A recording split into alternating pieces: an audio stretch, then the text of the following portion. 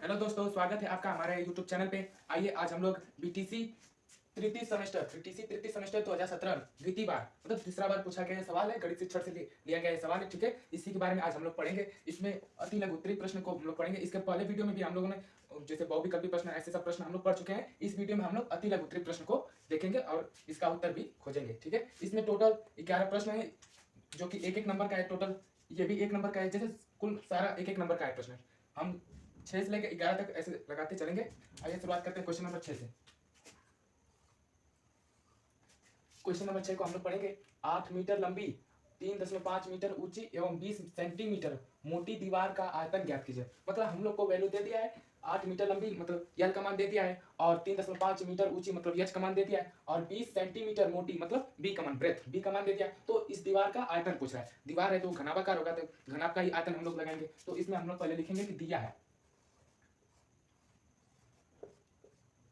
दिया है ये लिखेंगे हेडिंग।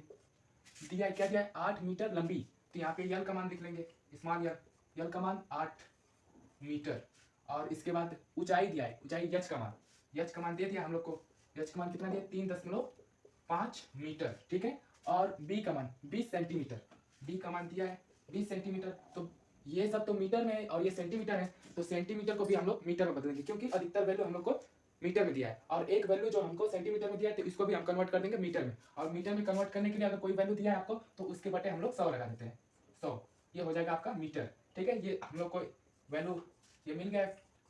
अब इसी को हम लोग इस आयतन के जो फार्मूला आता है उसी में हम लोग रखेंगे। तो मोटी ये दीवार है उसका आयतन निकालेंगे, तो यहाँ पे लिखेंगे दीवार का आयतन। दीवार का आयतन हम लोग जानते हैं, दीवार घनाभाकार होता है, तो घनाभ का आयतन लंबाई गुणे चौड़ाई गुणे ऊंचाई होता है। तो यही यहाँ पे लिखेंगे हम लोग लंबाई गुणे चौड़ाई गुणे ऊंचाई, स्मॉल एच रहेगा। अब इसी सूत्र में हम लोग इन सबको मान को रखेंगे।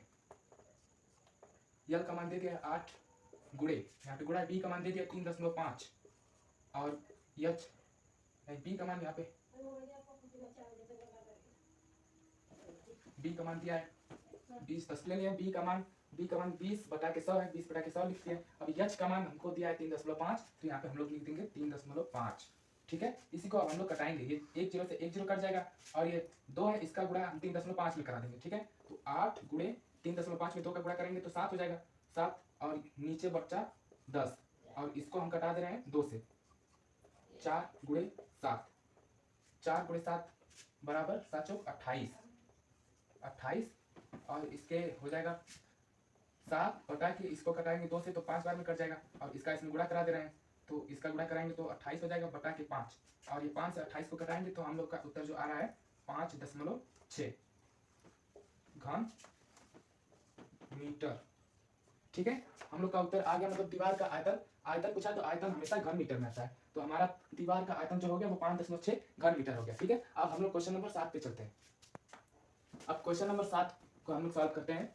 यहाँ पे हेडिंग डाल देंगे क्वेश्चन नंबर 7।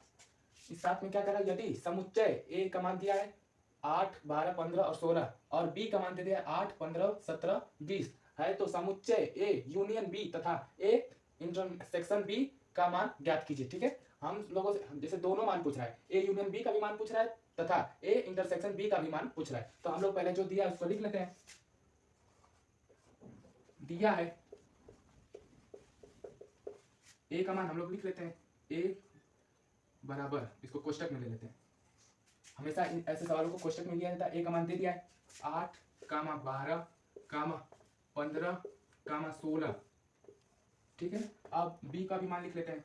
बी का मान दे दिया 8 कामा 15 कामा 17 कामा 20। ठीक है, अब हम लोग से पहला सवाल पूछ रहा है कि इसमें ए यूनियन बी का मान तथा और ए इंटरसेक्शन बी का मान ज्ञात कीजिए। ठीक है, तो हम लोग यहाँ पे लिखेंगे A union B, A union B का मान ज्ञात करेंगे। ए यूनियन बी का मान मतलब इसमें क्या होता है कि यूनियन का मतलब संघ होता है। संघ मतलब कि इसमें जो जो आपको मिल रहा है सबको ले लेंगे, मतलब डबल कोई एक वैल्यू, जैसे 8 इसमें भी है 8 इसमें है तो केवल 8 एक ही को लेंगे।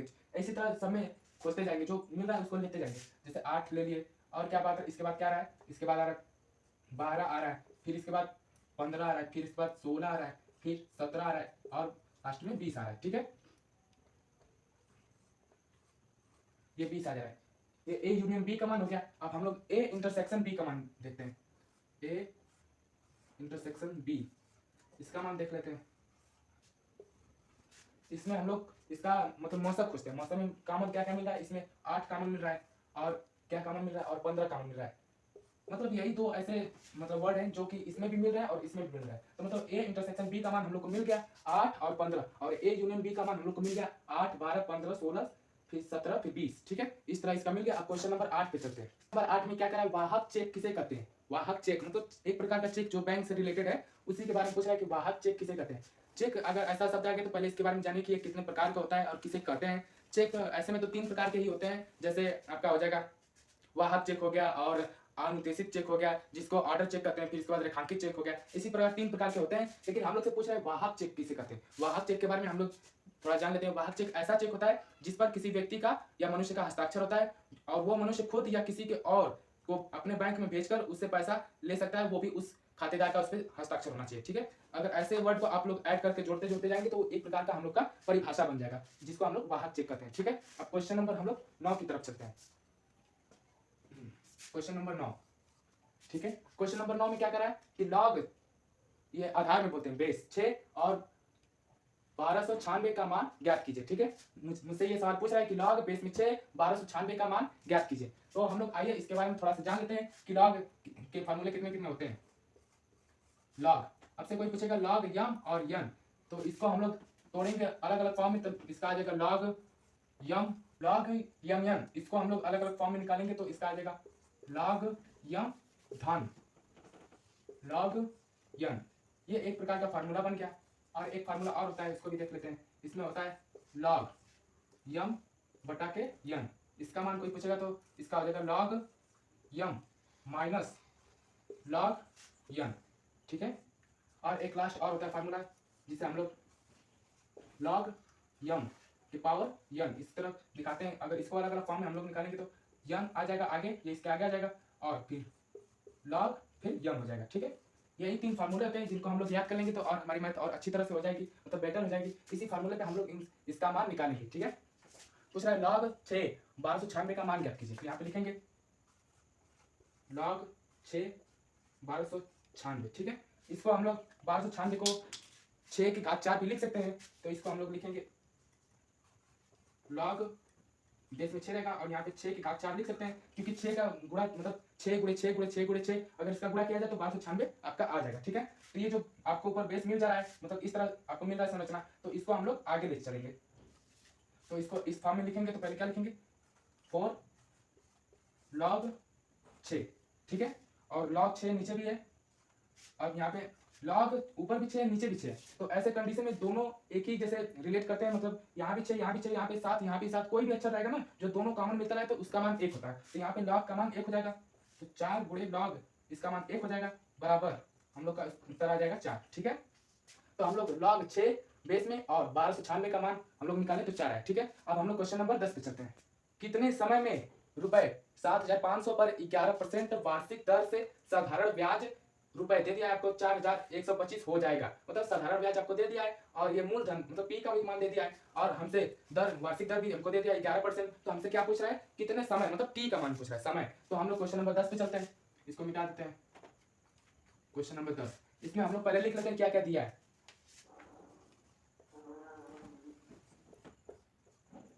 इसमें हम लोग इसका निकालते हैं। पहले हम लोग का मान दिया है पी, मतलब मूलधन दिया है जिसको हम लोग पी से दर्शाते हैं। पी का मान हमें दे दिया है 7500, ये पी का मान दे दिया है, और इसके बाद 11% वार्षिक दर मतलब आर का मान दे दिया है, जिसे हम लोग वार्षिक दर आर से लिखते हैं। इसका मान हमें दे दिया कितना 11%, और ठीक है। फिर इसके बाद साधारण ब्याज हमें दे दिया है, जिसे एसआई के नाम से जानते हैं, एसआई। इसका मान हमें दे दिया है 4125, ठीक है। हमको ये मान दे दिया है। अब हम लोग से क्या पूछ रहा है, इसमें कितने समय लगेंगे, समय। तो पहले हम लोग साधारण ब्याज का फार्मूला लिखते हैं। साधारण ब्याज एसआई को दर्शाते हैं, एसआई। साधारण ब्याज बराबर होता है मूलधन, मूलधन मतलब पी गुणे दर मतलब आर गुणे समय, समय का मान टी दिया है और हम लोग को टी यहाँ पे ज्ञात करना है, ठीक है, बटे में 100 हो जाता है, ठीक है। इसी सूत्र पे रखेंगे तो हम लोग का मान आ जाएगा टी का मान। यस आई का मान हमें दे दिया है कितना 4125 बराबर पी का मान दे दिया है 7500 गुणे आर का मान 11 दे दिया है गुणे टी का मान नहीं दिया तो इसको इसी तरह लिखेंगे बटे में 100। ठीक है, अब एक जीरो से एक जीरो कट जाएगा, ये जीरो से ये जीरो कट जाएगा और टी को इसी तरह रहने देते हैं, इसको और इसको इसके बटे में ले जाते हैं। तो टी बराबर हम लोग का आ जाएगा 4125 मतलब 4125 बटा के 75 गुणे 11। ठीक है, इसको अब हम लोग 25 से कटाते हैं। 25 से कटाएंगे तो ये 3 बार में कटेगा और इसको 25 से कटाएंगे तो हम लोग का आएगा 165। ठीक है, ये रहा है। अब इसको भी 3 से कटाएंगे, इसको भी 3 से कटाएंगे तो हम लोग का आ जाएगा 55 और टी बराबर हम लोग लिख देंगे ये जो 11 है इसको 55 से कटा दे रहे हैं तो 5 बार में कट जाएगा, तो इसका मतलब टी का मान आ गया 5 वर्ष। ठीक है, मतलब कि 5 वर्ष समय हमको लगेगा इस ये जो इतने पैसे 7500 पर 11% वार्षिक ब्याज की दर से साधारण ब्याज इतना हो जाएगा, इतने समय इतने मतलब ये जो खर्चा है पूरा टोटल मिला के 5 वर्ष में ये सब हो जाएगा। ये इस टी का मान समय का मान पूछा था तो हम लोग निकाल दिए, 5 वर्ष आ गया। अब हम लोग क्वेश्चन नंबर 11 की तरफ चलते हैं। यदि किसी वृत्त में उसके किसी लघु चाप का अंश माप 70 है तो उसमें दीर्घ चाप अंश का माप कितना होगा। मतलब हमसे पूछ रहा है किसी वृत्त में, इसमें हम लोग का वृत्त पहले बनाते हैं। वृत्त मान लीजिए एक प्रकार का ये वृत्त है। ठीक है, ये इसका बिंदु हो गया मान लेते हैं O और यहाँ से ये आ जाएगा त्रिज्या आ जाएगा। ठीक है, ये इसी को बोलते हैं लघु लघु चाप, इसी को बोलते हैं। मतलब ये जो छोटा सा चाप है इसी को हम लोग लघु चाप बोलते हैं। ठीक है, इसका मान हमें दे दिया है, मतलब कितने अंश का कोण बन रहा है, इसके सामने यहाँ पे बन रहा है 70 अंश का कोण बन रहा है। ठीक है, यहाँ पे 70 अंश का कोण बन रहा है तो पूछा है कि दीर्घ चाप कितने अंश का कोण बनेगा। दीर्घ चाप मतलब ये तो लघु चाप है, लघु चाप लघु चाप, ये छोटा वाला लघु चाप है और ये एरिया आपका आ जाएगा दीर्घ चाप। ठीक है, दीर्घ चाप आ जाएगा। तो हम लोग जानते हैं कि दीर्घ चाप और लघु चाप टोटल ये पूरा जो होता है इसका मान दे दिया 70, इस यहाँ से यहाँ तक का, हमें यहाँ से यहाँ तक का मान पूछ रहा है, मतलब दीर्घ चाप का मान पूछ रहा है। तो हम लोग जानते हैं कि दीर्घ चाप इसका मान हम लोग द्वारा बना कोण। ठीक है, दीर्घ चाप द्वारा बना कोण, अगर इसको इस तरह लिखेंगे तो 360 में से घटा देंगे लघु चाप। ठीक है, लघु चाप को घटा देंगे तो यहाँ से हमारा आंसर आ जाएगा 360 माइनस दीर्घ चाप दे दिया हम लोग का 70 अंश और यहाँ से 360 में से 70 को घटाएंगे तो 290 आ जाएगा। ठीक है, इसका मतलब दीर्घ चाप हम लोग का मिल गया, द्वारा दीर्घ चाप आ गया 290। ये जो 290 है ये इसके ऊपर बनेगा, यहाँ से यहाँ तक का ये 290 अंश का ये बनेगा।